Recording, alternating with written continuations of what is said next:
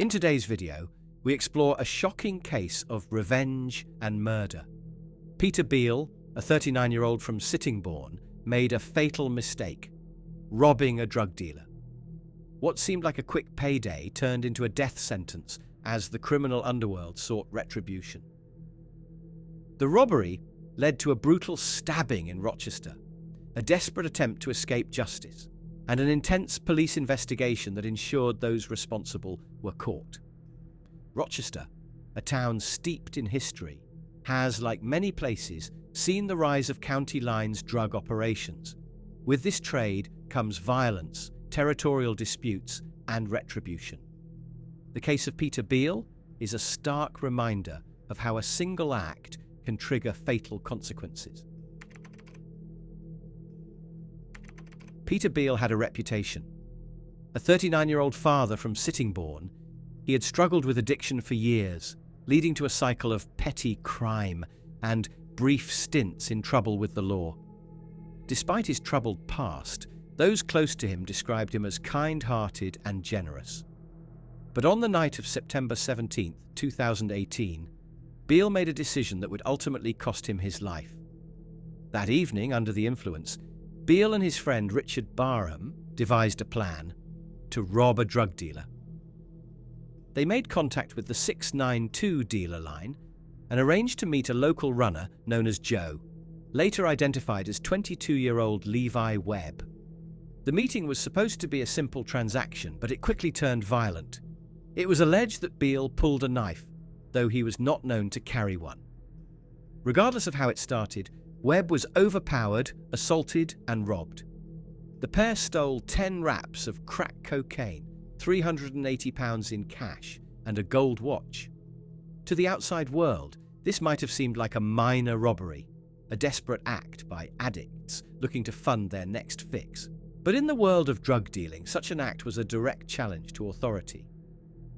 Levi Webb, a dealer already out on license following a suspended sentence for supplying drugs, knew he had to respond. Allowing himself to be robbed without retaliation would damage his reputation and, more importantly, that of his boss. Webb wasted no time in calling his superior, 28-year-old Billy Dole, known as Frank, within the network. Dole was not just a street dealer. He controlled the 692 line and oversaw its operations in Rochester and the surrounding areas. He had built a reputation for being ruthless in protecting his business, and this robbery was not something he was willing to let slide.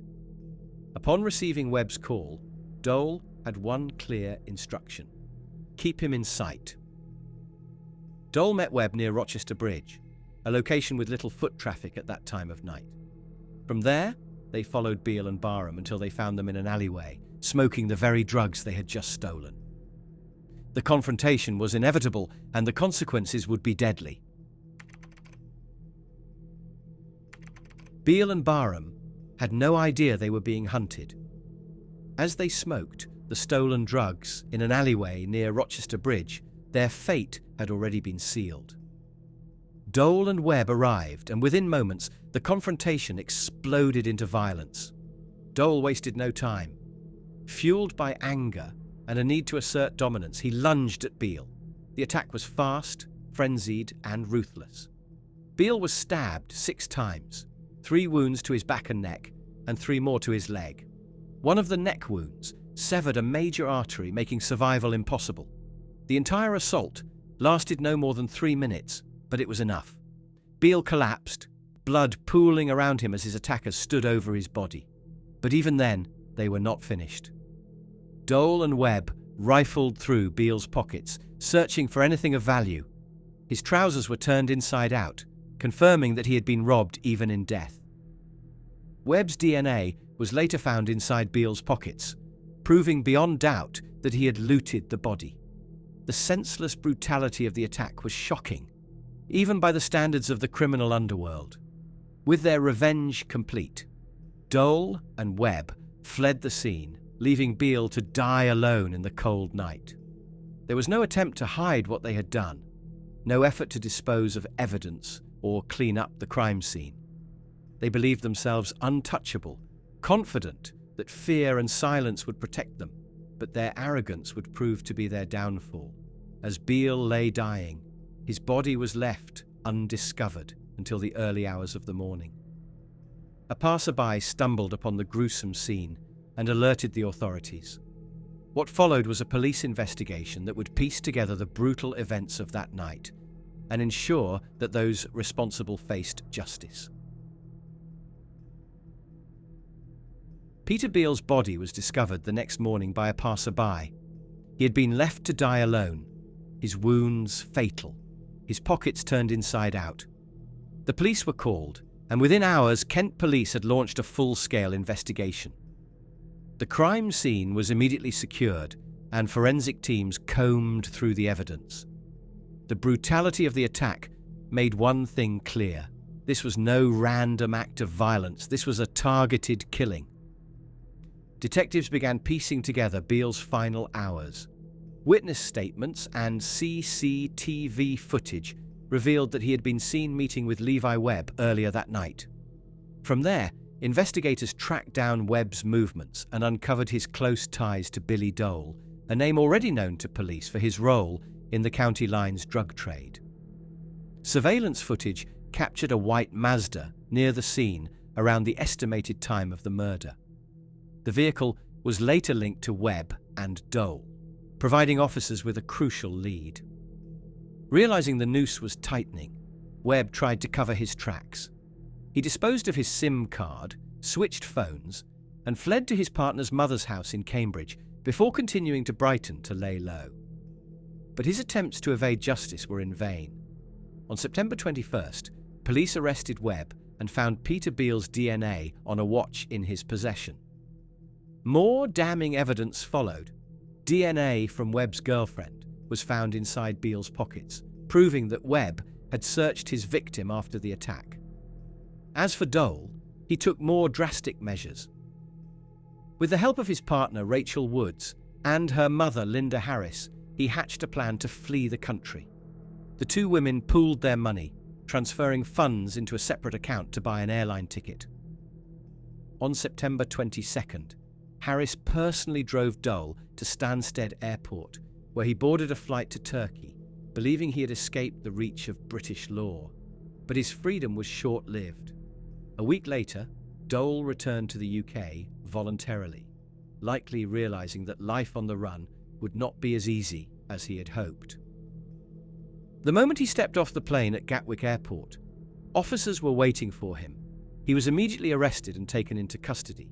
His attempted escape now another piece of evidence against him.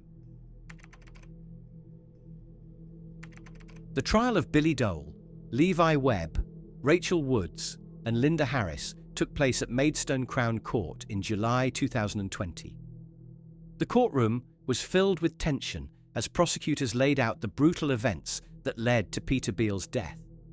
Evidence, including CCTV footage, forensic reports, and witness testimonies, painted a damning picture of premeditated revenge and ruthless violence. Billy Dole, identified as the orchestrator of the attack, pleaded guilty to murder.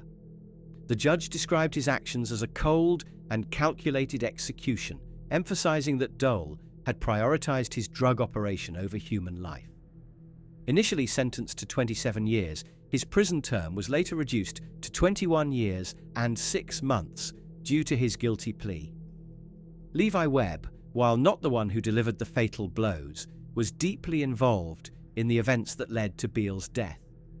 He had lured Beale into the meeting, tracked him after the robbery, and was present during the attack. He pleaded guilty to manslaughter and was sentenced to 10 years and 9 months in prison. Rachel Woods and Linda Harris faced charges of assisting an offender. Their actions, helping fund Dole's escape, providing logistical support and attempting to obstruct justice, earned them respective sentences of 3 years and 10 months and 3 years and 5 months. The judge acknowledged that their involvement, while not directly violent, played a crucial role in Dole's brief evasion of justice. During sentencing, Peter Beale's family was given the opportunity to address the court. His sister, holding back tears, looked directly at Dole and Webb, saying, "You haven't just killed Peter, you've killed our family too." Her words encapsulated the profound ripple effect of the crime, highlighting the lasting devastation inflicted upon Beale's loved ones. The trial concluded with a sense of justice being served, but for Beale's family, no sentence could ever undo the pain of losing him in such a brutal way. The case was yet another grim reminder of the unforgiving nature of the drug trade and the violence that often follows. The murder of Peter Beale is a grim reminder of the brutal reality of the drug trade. Violence is not just a possibility, it is an expectation. Dealers operate in a world where reputation is everything, and any challenge, whether through robbery or disrespect, is met with swift and often deadly retaliation. The events surrounding Beale's death reflect the toxic cycle of crime that grips communities across the UK. County lines operations like the one Dole ran are expanding at an alarming rate, pulling in vulnerable individuals, addicts, young people, and those desperate for money.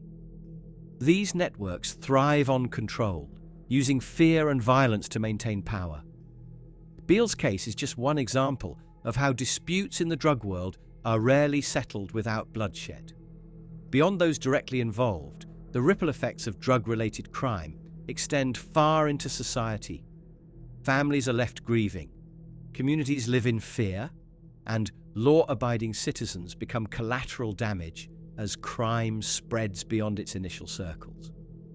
The economic cost is also significant. Policing, court proceedings, and rehabilitation services drain public resources, yet the cycle of violence continues. As long as drug markets remain profitable, there will always be those willing to use violence to protect their share. Until the root causes, addiction, poverty, and lack of opportunity, are addressed, the streets will continue to run red with the consequences of this underground war.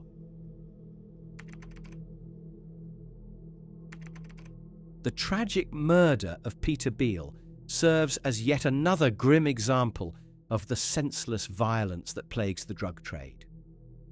His decision to rob a dealer set off a deadly chain reaction, culminating in a brutal act of retribution that cost him his life. What might have seemed like an impulsive crime had devastating consequences, not just for Beale, but for everyone involved.